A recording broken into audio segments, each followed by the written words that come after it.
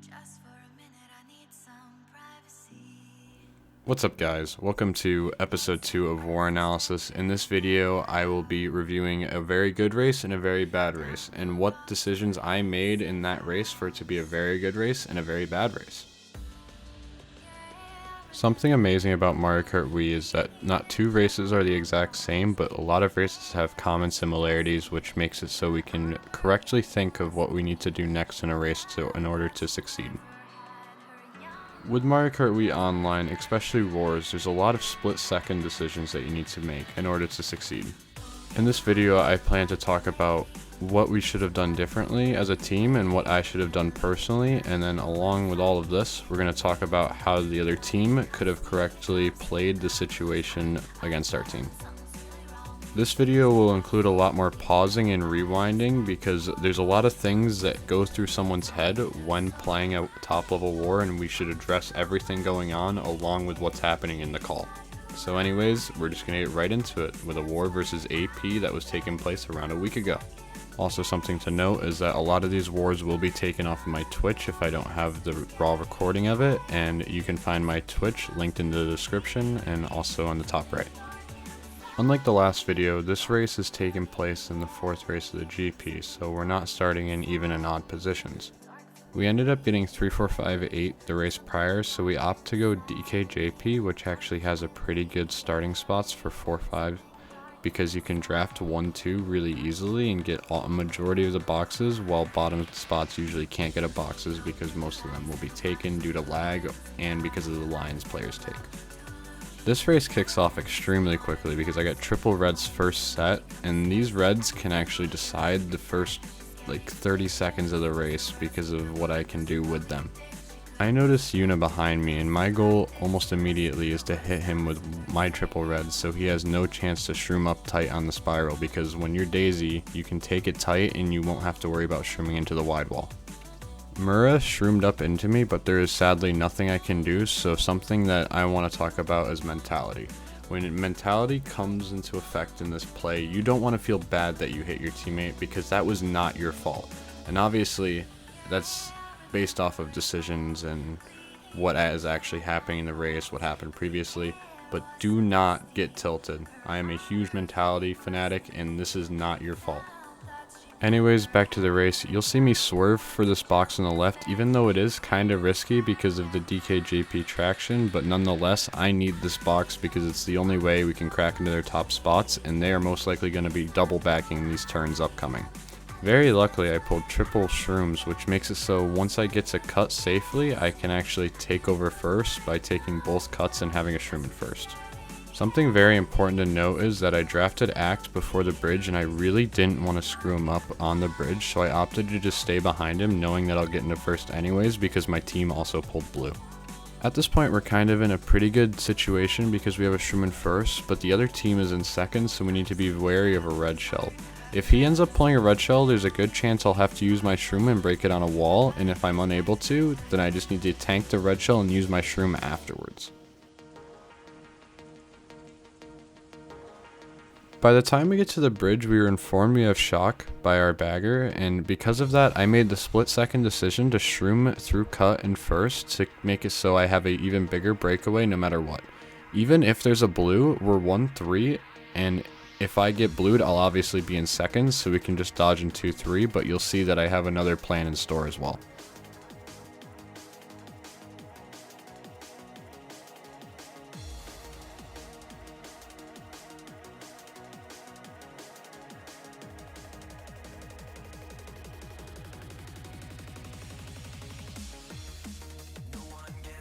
Okay, you might be asking why I did that, and it's very self-explanatory. We want to dodge 2 of our spots instead of just 1, and dodging our 2-3 is much more beneficial than dodging our 1-3. And because of that, we ended up shocking Yuna out, hitting him, and then having a free top 2 run afterwards for the remainder of the race.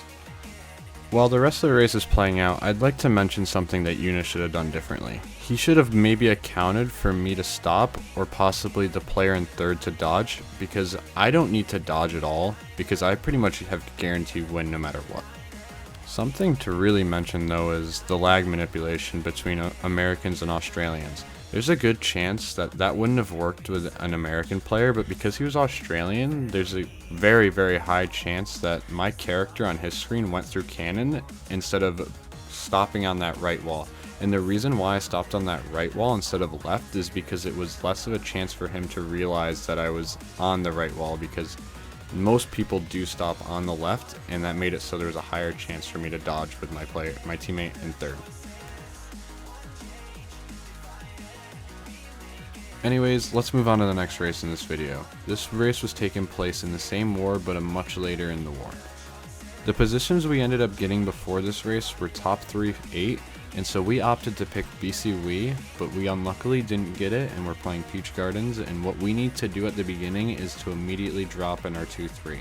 First runs, second wants to aim for around a 3rd to 4th place box, while third drops to around a 5th, 6th, and 8th will perma-sit 8th for belt.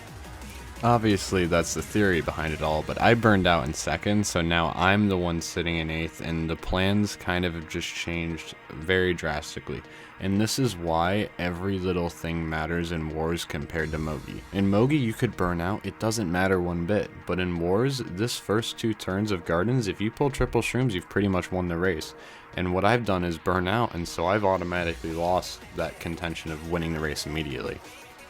Obviously it didn't matter that much because someone was slagging with a TC while my teammate was shrooming away, but if that was the other team, we'd be in really deep shit right now. But because it was us, I'm not that worried, and I ended up just getting bomb sniped anyway, so it didn't matter, and our first now has a huge breakaway, and all I have to do for the remainder of this race is just slag.